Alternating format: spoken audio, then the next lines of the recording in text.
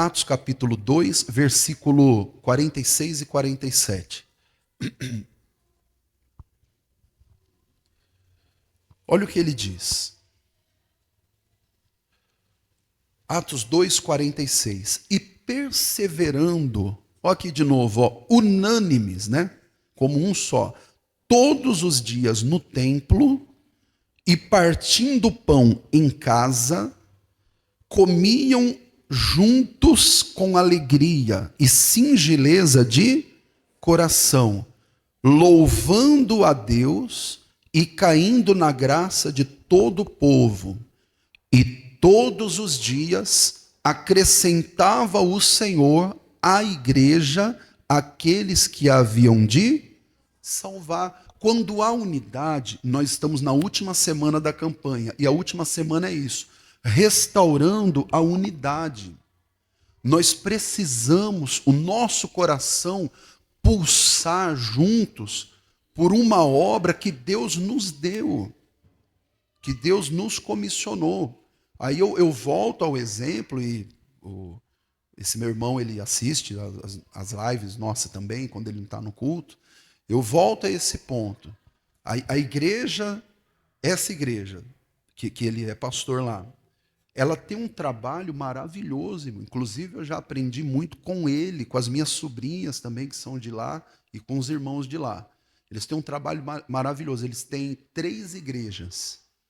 Eles têm uma em cada cidade. Eles têm Poá, Itaquá e Ferraz. Salvo engano, são esses 3. Se tiver mais uma, abriu recentemente. Eles têm esses 3. Aí quando faz a Santa Ceia, vão todos para a igreja de Poá, que é a primeira, né? Que é a sede ali. E é uma bênção, irmão. É um trabalho. Tem amigos meus, me dê licença até para falar isso, tem amigos meus, de quando eu era mais jovenzinho, jogava bola, ia para cima, para baixo com eles, que eu até brinco, né? Que iam 2 combis, né? Quem não sabe o que é Kombi, é um carro quadrado, 4 rodas, tal, que cabe bastante gente, 8 pessoas ou mais. E nós íamos na Kombi, eu brinco que assim, eu tenho que falar, uma Kombi e os cachaceiros e a outra Kombi e os maconheiros. E eu ia junto, que não era nenhum nem outro, que eu já era da igreja, já conhecia a palavra, e eu ia junto para ver o que Deus fazia, né? Eu ia na dos cachaceiros para não ter problema de ficar doido no caminho. Aí a gente ia jogar bola e tudo. Esses meus amigos, alguns deles são membros fiéis lá nessa igreja, irmão. Libertos, tem alguns são obreiros lá. Não é um trabalho lindo, irmãos? Maravilhoso. Eles precisaram lá um dia, foi na época da pandemia, eu já tinha transmissão de live, né? Que esse rapaz que fazia a minha live, inclusive ele trabalhava recentemente, trabalha na sede, né? Na produção lá. E ele era obreiro meu. Então eu já tinha uma live boa assim. E aí meu irmão falou: quem é que organiza a sua live? Eu falei: o fulano de tal. Será que ele não viria aqui? Eu falei: peguei o rapaz, fui lá na igreja dele, passei a tarde lá na igreja dele. E o menino montando toda a parte de estrutura, explicando tudo direitinho. Nós somos irmãos em Cristo. Só que assim, eles estão fazendo um grande trabalho lá e eu não consigo participar muito dele, assim, uma coisa ou outra eu posso até ajudar, mas não consigo. E eu estou fazendo um trabalho aqui que ele também não vem participar aqui. Mas não é porque ele não me ama, é porque eles têm uma unidade que eles têm que trabalhar lá, e nós temos uma unidade que nós temos que trabalhar aqui, e no final nós todos somos de Cristo e vamos morar no céu juntos. E vamos fazer o bom trabalho. É assim que a igreja cresce. Se um senta e rema para cá, o outro senta e rema para lá, a igreja não sai do lugar, irmão. É perigoso até ir para o fundo. E que é o que acontece em muitos lugares. A gente tem que ter essa firmeza, e é isso que Deus abençoa. Gênesis capítulo 11, eu peço que vocês orem nesse sentido da unidade. Inclusive unidade da fé. Gênesis capítulo 11. Eu não vou entrar em outros assuntos, senão ia ficar o dia inteiro aqui. Mas a unidade da fé ela é importante também.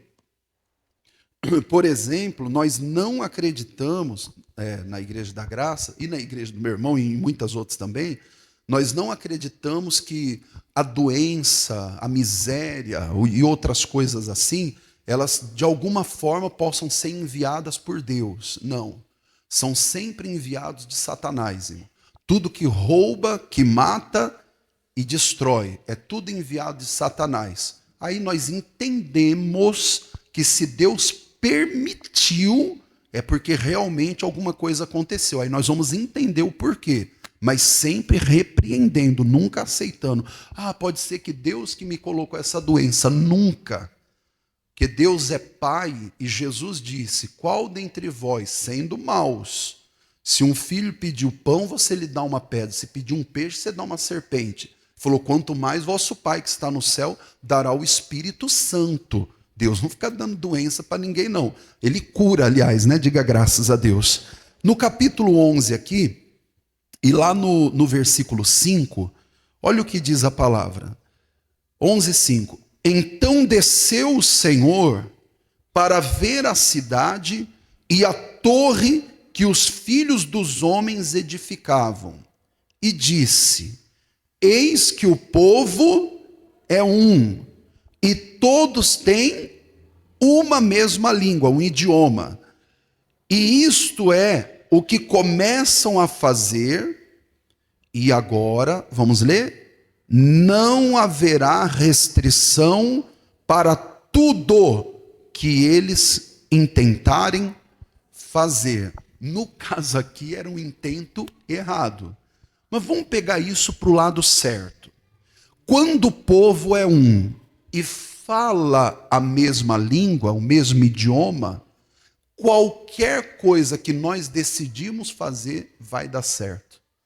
Porque é um povo e uma língua e um Deus. Não tem como dar errado. A gente põe um propósito aqui, pessoal, vamos fazer um propósito de oração para abrir portas aqui para todos, e ninguém no nosso meio aqui vai padecer necessidade, miséria. Quem está com problema de amarração, as coisas, vamos orar e vamos quebrar esse poder de Satanás. A igreja vem. Meu irmão, aqui diz que não haverá restrição. Pessoal, senti aqui, está tendo problema muito de casais que ficam brigando, e o mundo está, né, abriu o bueiro assim desse esgoto maldito de pecado, de coisa errada, está tendo muito divórcio, muita confusão. Vamos entrar em oração e repreender esse demônio? E a igreja diz: vamos, nós entramos. Daqui um pouco esse demônio não tem nem poder mais. Pessoal, fiquei sabendo aqui, ou você me conta, pastor, soube de alguns irmãozinhos aqui que tem filho que está com problema de droga, de bebida, desse negócio das duas Kombi aí. E vamos tirar eles dessas Kombi? Vamos. Vamos entrar em oração? Vamos. E a gente marca aqui o dia e vem orar. Ora umas 3 semanas aí, não sei, um exemplo, né? 3 terças-feiras ou 3 quartas, só contra o vício. No final das 3, 4 semanas, acabou, esse demônio caiu por terra. Por quê? Porque o povo é um só. E lá no Atos 2:42 em diante, ele disse que Deus acrescentava os que haviam de se salvar. Por quê? Porque havia unidade. Nós temos que ter unidade de fé, concordância, de oração, de palavra no nome de Jesus. Amém, igreja? Diga glória a Deus. Volta no Neemias capítulo 8. Hoje a mensagem é um pouquinho mais curta. Neemias capítulo 8. E aí nós vamos para o versículo 2 agora. Aí depois o Marcos e o Nicolas, aí os meninos, eles dividem lá a mensagem. Capítulo 8. Irmãos, eu não sei como é que vocês fazem, eu faço assim, ó. Eu falo de muitas outras coisas também, assim, de outros assuntos. Se for conversar comigo, eu vou falar de outras coisas também. Mas o que eu gosto assim mesmo de falar é da palavra. Aí ontem, dizem, né? Quem aqui já foi na sede, lá na Avenida São João 791? Quem já foi? Dizem que ir na sede e não ir na lojinha de doce na frente é como se nunca tivesse ido na sede, né? Tem uma lojinha bem em frente. Então, antes do culto, aí nós vamos lá. Aí eu entrei lá na lojinha e eu não estou comendo doce, né? Desses esses 12. Eu fui lá para pegar uma água, tal, um negócio. Aí entrei e tinha um pastor jovem, assim, uma benção. Aí ele, ô pastor Sérgio, você me pediu a faixa lá e esqueceu de buscar? Falei, pior que foi mesmo. Essa campanha de Neemias, ele já fez, e ele tem uma faixa bem bonita. Eu pedi, ele falou, você vem aqui buscar? Eu falei, vou. Só que eu falei igual o baiano, vou não, e não fui. Aí ficou lá a faixa, estou terminando a campanha e não peguei a faixa. Bem, aí ele falou, e como é que está a campanha? Ele falou, alguma coisinha eu vi. Falei, rapaz,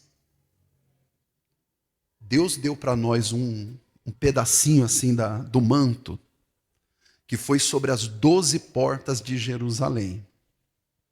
Quem não ouviu, procura lá no Facebook e no YouTube e pega. Eu falei assim, você já pregou sobre as 12 portas? Ele falou, não. E ele deu estudo de Neemias também. Ele falou, essa parte eu não enfatizei. Eu falei, posso comentar uma com você? Aí ele parou assim e falou, pode. Eu falei, rapaz, João 10:9 lá diz que Jesus é a porta. Ele falou, é verdade. Eu falei, Jerusalém tem 12 portas. Jesus é as 12 portas. Ele falou, eu falei, tem uma porta que chama-se Porta do Monturo. Ele falou, do Monturo? Eu falei, do Monturo. E o que é a Porta do Monturo? Eu falei, então, quando você organiza uma cidade, você organiza a parte econômica, logística, você organiza tudo. E uma das coisas é o saneamento. Essa Porta do Monturo era a porta do saneamento. Por quê? A cidade ia voltar a produzir muita coisa. E quando você produz muita coisa, produz também muito lixo, né? E você tem que ter onde descartar. A Porta do Monturo era a porta do descarte do lixo. Aí ele ficou me olhando assim, o olho foi enchendo de lágrimas. Eu falei, quer que termine? Ele falou, já entendi. Eu falei, irmão, Jesus é a porta onde nós temos que entrar e jogar nossos lixos fora, irmão. Irmão, a palavra de Deus ela é poderosa para nós. Está tudo ali escrito. É que às vezes a gente fica preguiçosinho, assim, preocupado, ansioso, envolvido com outras coisas. Irmão, não deu 5 minutos de conversa ali dentro, até porque eu já ia entrar para o culto das 18, e nós conversamos ali. Eu falei para ele assim, e quem entre nós não tem lixo para ser descartado, irmão? Todos nós, a natureza humana, ela nos oferece isso. E para onde que a gente vai mandar? Para dentro do coração? Não. A gente tem que ir para a porta do monturo e jogar tudo fora. Ele fez assim, ó. Falei, rapaz. Falou, vou meditar. Ainda falou assim, eu acho que eu vou fazer até uma campanha. Eu falei, não conta para ninguém, mas eu já estou preparando, vou fazer também. E uma campanha de oração. Para a gente entrar pela porta e receber a benção. Vamos lá no capítulo 8 aqui, e no versículo de número 2 agora. Capítulo 8, versículo 2. Olha o que ele diz. Agora é chibatada, hein, irmão? Vai lá. E Esdras, o sacerdote, trouxe a lei perante a congregação. Vamos ler? Trouxe a lei perante a congregação. Assim de homens como de mulheres, e de todos os entendidos para ouvirem no primeiro e no quê? Aqui ele diz, ó, no finalzinho, no primeiro dia do 7º mês. Para nós é como fosse 1º de julho, mas lá era outro calendário. Então ele levou a palavra, a lei, diante dos homens. Irmãos, orem por mim e orem pelos pastores, por todos os pastores. Por quê? Porque nós somos tentados, e alguns estão caindo nessa tentação, é uma palavra que vocês devem estar ouvindo muito também, de virar coach, que é técnico, né? Que é de chegar aqui e eu dar uma estudada em algumas outras áreas. E tem alguns que dão um show, irmão, assim. O coach é necessário. Não no púlpito da igreja. Ele é necessário numa palestra. Por exemplo, você é empreendedor, tudo, você vai numa palestra, poxa vida, você Você sai dali vibrando, aprendi, destravou. Mas dentro da igreja, irmão, eu tenho que abrir, diz aqui, no versículo 2, no começo dele, que ele abriu, ó, o sacerdote, ele trouxe o que perante a congregação? Ele trouxe a lei, irmão. A lei perfeita da liberdade, como disse o apóstolo Paulo. Eu tenho que chegar aqui e trazer palavra, irmão. Trazer Bíblia, não ficar trazendo outra coisa. Eu não sou coach. Eu poderia ser, aliás, irmão, você, eu, nós podemos ser aquilo que a gente quiser. Fala assim, eu posso ser, você vai, se prepara e faz. Mas Deus não me chamou para ser coach, irmão. Aí eu vou chegar aqui agora e começo com não sei o quê, que eu tenho um jeito meio assim. Não. Pessoal, do jeito que Deus me deu, assim vos ensinei. Foi o que disse o apóstolo Paulo, que eu recebi do Senhor, assim também vos ensinei. Que Cristo, na noite que foi traído, tal, tomando o pão, deu graça. Eu não vou trazer outra coisa. Pai, obrigado por essa palavra. E mais do que isso, já não seria do Senhor, seria de mim, Pai. E eu quero entregar somente o que o Senhor deu para entregar. Jesus, obrigado, meu Deus. Obrigado, meu Pai, por essa mensagem, por essa campanha que termina no próximo domingo, no dia 21 desse mês, Pai, que aí encerramos, ó Deus, o estudo do livro de Neemias. Senhor, muito obrigado. O Senhor está abrindo os olhos do nosso entendimento. E agora, Pai, nós te pedimos em nome de Jesus Cristo, ó meu Deus, que o Senhor perdoe, meu Pai, todos os nossos erros e pecados e falhas, e nos dê, ó Pai, o dom do arrependimento naqueles que nós ainda não conseguimos nos arrepender, Senhor. Meu Deus, é o que o Senhor deu à igreja, e é o que o Senhor deu aos gentios também. Perdoa-nos, ó Pai. Nós precisamos, ó Deus, desse arrependimento. Olha para nós e vê em nós, ó Pai, aquilo que nós ainda não conseguimos mudar. E ajuda-nos, porque se não mudamos é porque não houve arrependimento, Pai. Talvez um remorso, uma vontade, um desejo, mas não um arrependimento, Pai. Meu Deus, ajuda-nos, Pai. Derrama essa bênção sobre todos aqui na igreja e sobre os que estão em casa também, Pai. Em nome de Jesus Cristo, para a glória do Senhor. Oh Deus querido, tira o coração de pedra e nos dá um coração de carne, Pai. Um coração quebrantado, contrito, um coração, ó Deus, que ama estar em Tua presença, que ama fazer a Tua vontade, Senhor. Aleluias. E nós te louvamos, Pai, e nas mãos dos obreiros estão, Pai, os cálices, estão também os pães, estão também as uvas que serão entregues, Pai, para aqueles que ainda não passaram pelas águas do batismo, ou que por algum motivo, Pai, não podem participar, e o Senhor sabe eles também. E quando comerem dessa uva, serão abençoados com o dom do arrependimento, com essa bênção, em o nome de Jesus. E você levante as suas mãos e diga graças a Deus. Vamos aplaudir o Senhor Jesus. Aleluia.